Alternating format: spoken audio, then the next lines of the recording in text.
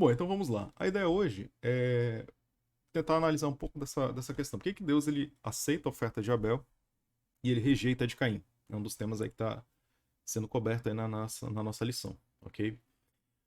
Eu imagino que você já deve ter ouvido esse tipo de resposta, ok? É, Apesar de Caim ter oferecido o seu melhor a Deus, não era o tipo de oferta que ele queria, né, que Deus queria. E a gente vai ver então, primeiro um texto bíblico, se existe essas questões aqui, né? Se existem essas questões aqui. Até porque o relato ele é bem resumido. Então, se a gente for puxar aqui o relato, então nós temos o seguinte, certo?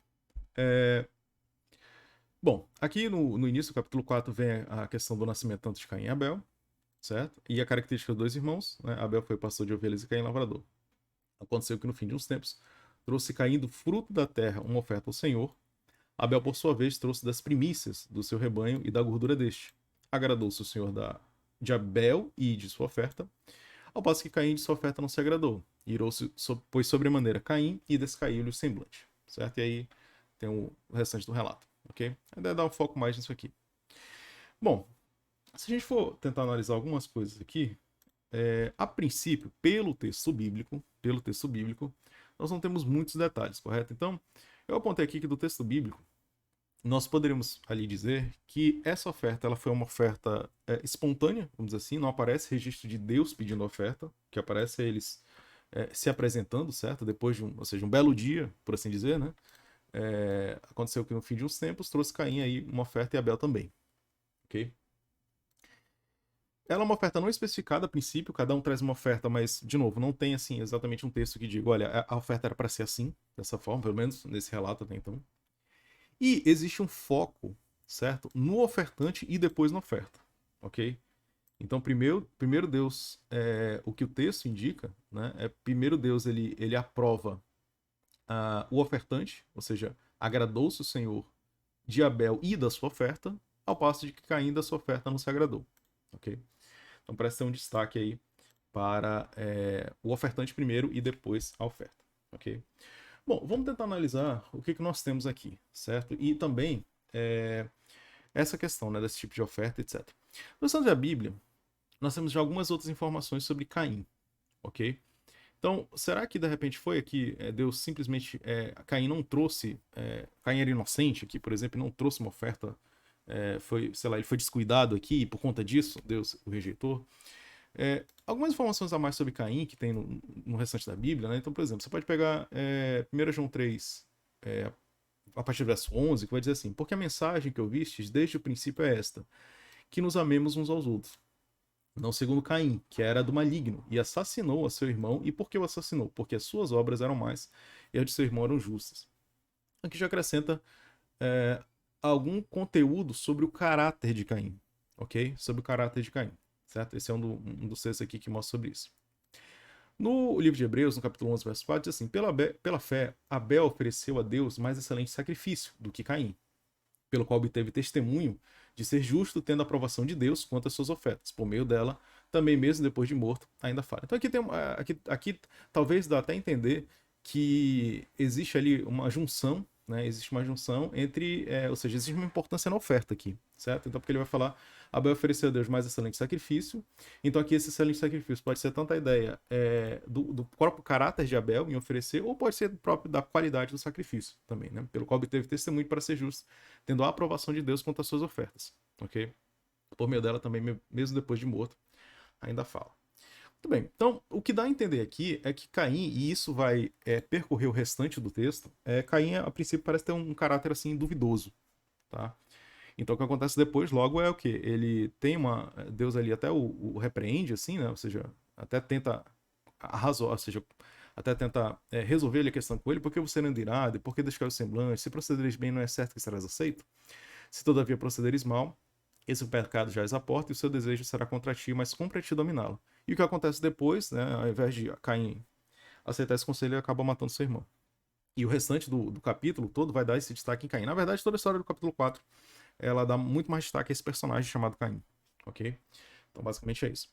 Bom, vamos tentar ver essa questão das ofertas. Será que a oferta era tão importante assim, né? Será que foi o fator, na verdade não era tão importante, mas será que ela foi o fator decisivo, né, para essa escolha? Se a gente for no livro de. Se a gente for no livro de Miqueias, no capítulo 6, por exemplo, nós vamos encontrar o seguinte, capítulo 6, verso 6. Né? Com o que me apresentarei ao Senhor e me inclinarei ante o Deus excelso? Virei perante ele com holocaustos, com bezerros de um ano? Agradar-se ao Senhor de milhares de carneiros, de 10.000 ribeiros de azeite? Darei o meu primogênito pela minha transgressão, o fruto do meu corpo pelo pecado da minha alma? Ele te declarou, homem, o que é bom e o que é o Senhor e o que o Senhor pede de ti, que pratiques a justiça e ames a misericórdia e andes humildemente com teu Deus. Ou seja, os sacrifícios, né, na época do povo de Israel, eles tinham sua importância, sim, com certeza, tá? Mas o que parece que o texto, ao longo da Bíblia, vai destacar depois é que esses sacrifícios não deveriam ser oferecidos de maneira, não deveriam ser oferecidos, esses sacrifícios oferecidos de uma maneira simplesmente para cumprir um requisito, certo? A intenção do ofertante ela conta, né? O texto ele vai deixar isso bem claro, certo? Um outro texto que é interessante a gente analisar é Salmo 51, ali de a confissão de Davi, já no finalzinho do Salmo, ele vai dizer assim, né? Abre, Senhor, os meus lábios e a minha boca manifestará os teus louvores. Pois não te comprases em sacrifícios, do contrário eu te daria. E não te agradas de holocaustos. Sacrifícios agradáveis a Deus são o espírito quebrantado, o coração compungido e contrito, não desprezarás, ó Deus. Ou seja, de novo, né, a ideia de que os sacrifícios eles tinham o seu papel, mas muito mais do que Deus queria com esses sacrifícios eles eram ferramentas, vamos dizer assim, certo? É que o coração daquele ofertante ele fosse quebrantado. Isso aqui vai ser muito, muito importante aqui para esse relato, inclusive, ok? E aí, só mais um texto, para a gente ver essa parte, é no livro de Isaías. O livro de Isaías ele começa a narrar uma situação que o povo de Israel estava vivendo, que já era uma situação muito complicada, né, do ponto de vista moral, ok? Então, tanto que no verso 11 do capítulo ele vai dizer assim, no verso 10 ele dá uma introdução. Ouve a palavra do Senhor, vós príncipes de Sodoma, prestai ouvidos à lei do nosso Deus, vós, povo de Gomorra. Ou seja, Sodoma e Gomorra não existiam aqui mais fisicamente, né? Mas as características do povo o povo de Israel parece estar compartilhando essas mesmas características. E ele vai dizer assim: de que me serve a multidão dos vossos sacrifícios, diz o Senhor? Estou farto dos holocaustos de carneiros e da gordura de animais cevados, e não me agrado do sangue de novilhos, nem dos cordeiros, nem dos bodes. Ok? E aí ele vai continuar mais repreensões, né? E aí, no verso 16, ele vai falar assim, ó, lavai-vos, purificai-vos, tirai a maldade dos vossos atos diante dos meus olhos, cessai de fazer o mal. Então esse era o problema, certo? O problema não eram os sacrifícios em si, mas a postura do povo. Aprender a fazer o bem, atentai à justiça, repreender o opressor, defender o direito do órfão, pleitear a causa das viúvas, ok? Tanto que a partir do verso 23, ele vai dizer alguns dos problemas que estavam acontecendo. Né? Por exemplo, os teus príncipes são rebeldes e companheiros de ladrões. Cada um deles ama o suborno e corre atrás das recompensas. Não defendem o direito do órfão e não chega perante eles a causa das viúvas. Tá? Então, um povo que é moralmente assim, né? Um ofertante que age dessa maneira, as ofertas, aliás, não vão ter nenhuma função, certo? Porque justamente para a ideia, a oferta era uma ferramenta para que o ofertante ali ele entendesse todo o plano, ou seja, entendesse o plano de Deus para a salvação, ele entendesse a misericórdia de Deus, ele entendesse a sua condição de pecador e não simplesmente era um presente dado a Deus, né? A oferta. Pelo menos é o que os textos aqui eles estão indicando, tá?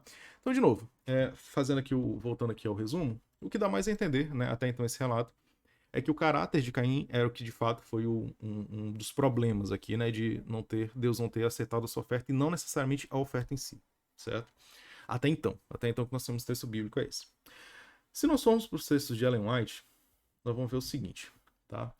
Dois textos, basicamente, que vão cobrir a maior parte desse relato. É o livro Patriarcas e Profetas e o livro História da Redenção. O História da Redenção, ele é um relato que contém muita coisa do Patriarcas e Profetas, só de uma forma mais resumida, certo? Uma forma mais direta, ok? Então eu vou basicamente utilizar o Patriarcas e Profetas, tá? Que tem uns relatos assim mais expandidos desse trecho, ok? Só uma questão. Sempre o texto de Ellen White ele tem que estar submisso ao texto bíblico, ok? Então a gente não pode ter desarmonia aqui. Então a ideia do texto de Ellen White é que ela expanda, né? Ou seja, ela expanda a narrativa, é que a gente consiga enxergar mais coisas, mas ainda assim preserve a essência do texto bíblico. Por isso que o destaque foi primeiro entender, né, o que o texto bíblico fala, para a gente tentar ali já tirar algumas conclusões, óbvio. E aí o texto de Ellen White ele é para enriquecer, certo? Ele não pode contradizer o que nós acabamos de ver, por exemplo, ok? Então vamos lá. Ela já começa narrando que Caim e Abel eles diferiam grandemente em termos de caráter, certo? Então Abel tinha um espírito mais de fidelidade a Deus, né, uma certa submissão, vamos dizer assim, ele via a justiça e a misericórdia do trato do Criador com a raça decaída, etc. Caim, porém, acariciava sentimentos de rebeldia e murmurava contra Deus por causa da maldição pronunciada sobre a terra e sobre o gênero humano em virtude do pecado de Adão, ok?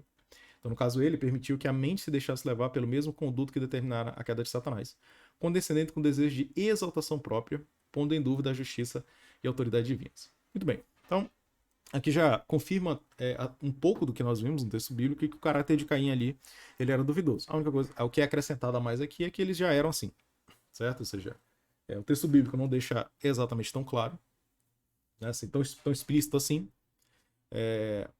mas o texto aqui ele já traz esse adendo aí, né?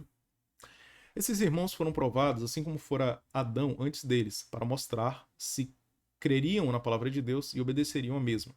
Estavam cientes da providência tomada para a salvação do homem e compreendiam o sistema de ofertas que Deus ordenara, ok?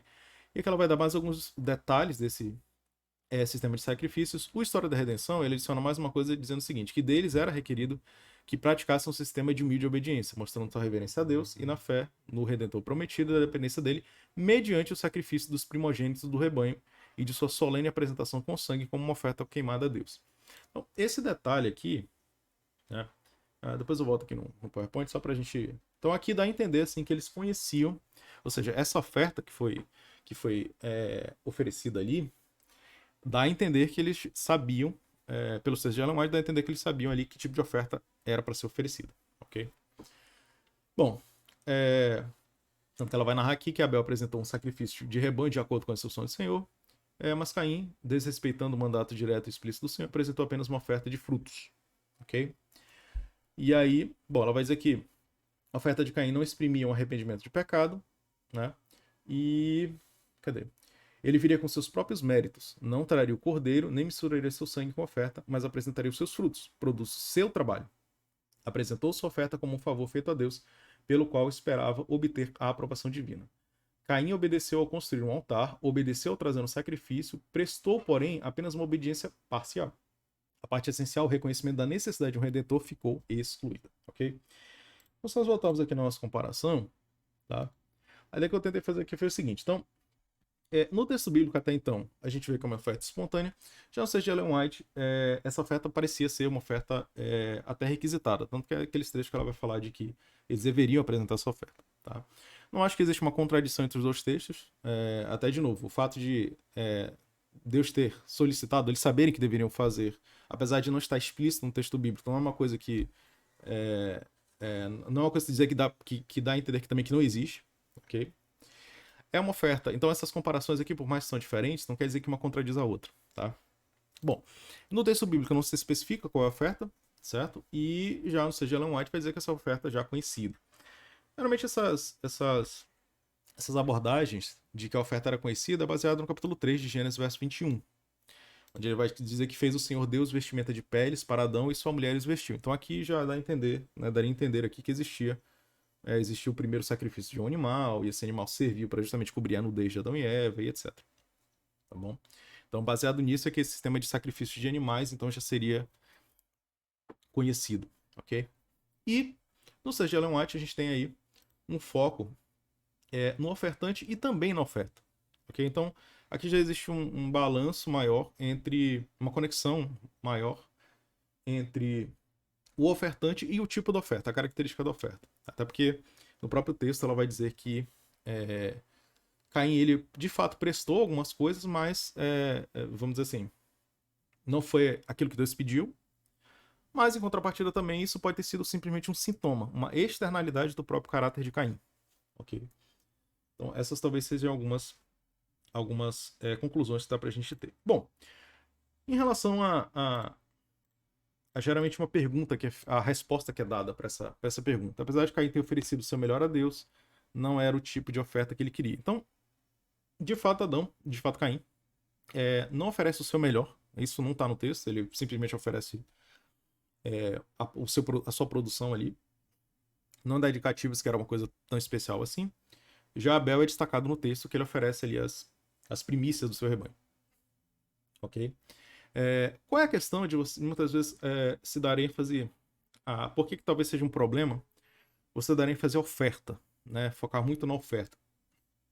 É que se a gente dá muita ênfase na oferta, Caim acaba virando uma vítima, certo? Então, a Caim acaba vendo assim, poxa, ele deu o seu melhor, não tá no texto, mas geralmente a narrativa é essa, mas vamos lá, ele ofereceu uma oferta também, só que Deus não aceitou essa oferta, certo? Então, alguns até pensam, não, você pode até oferecer a Deus, mas aquilo que Deus quer, né? Então, se for muito por esse lado, Caim ele acaba ficando aqui uma vítima. E na verdade, se o caráter dele for um caráter questionável, que o texto bíblico apresenta e Ellen White também, então na verdade Caim não é uma vítima, e simplesmente essa oferta que ele vai oferecer ali é um resultado, é só uma externalidade do seu próprio caráter. Ok? Então esse é o primeiro ponto, né? Às vezes de dar muito foco na oferta, acaba colocando Caim como uma vítima. E na verdade aquilo foi feito de uma forma até premeditada, vamos dizer assim, certo? Inclusive o assassinato do seu irmão. Tá? E uma outra conclusão que a gente pode chegar é que, tanto no texto de Ellen White, é que a oferta, isso tem ao longo da Bíblia, como nós lemos lá, né? Não é só oferta em si, mas aquela oferta deveria trazer uma transformação para o ofertante. Ou seja, o ofertante ele deveria olhar ali para aquele, de repente, animal que ele estava oferecendo.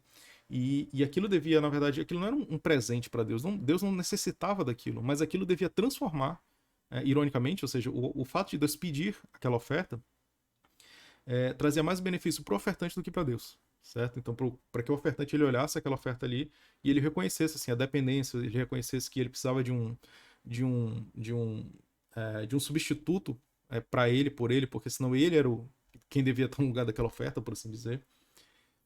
Então, essas são uma das lições que eu acho muito interessante que a gente pode extrair desse texto. E qualquer coisa que a gente for fazer para Deus, né, seja, por exemplo, no caso da lição da escola sabatina, que vai dar uma ênfase um pouco mais nessa questão de ofertas e dízimos ali, mas qualquer coisa que for feita para Deus, né, ou seja, você vai orar a Deus, você vai fazer alguma coisa por alguém, você vai fazer um trabalho na igreja, você vai fazer, enfim, qualquer coisa que você vai se envolver e você pensa nisso, né? Poxa, aqui eu estou oferecendo para Deus, estou fazendo isso para Deus, mas na verdade é importante olhar também para aquela atitude, como aquela atitude te aproxima de Deus, como aquela atitude te transforma e te aproxima do Deus que já te deu essas coisas, né? Então, essa é uma das reflexões aí que eu gostaria de trazer para essa semana.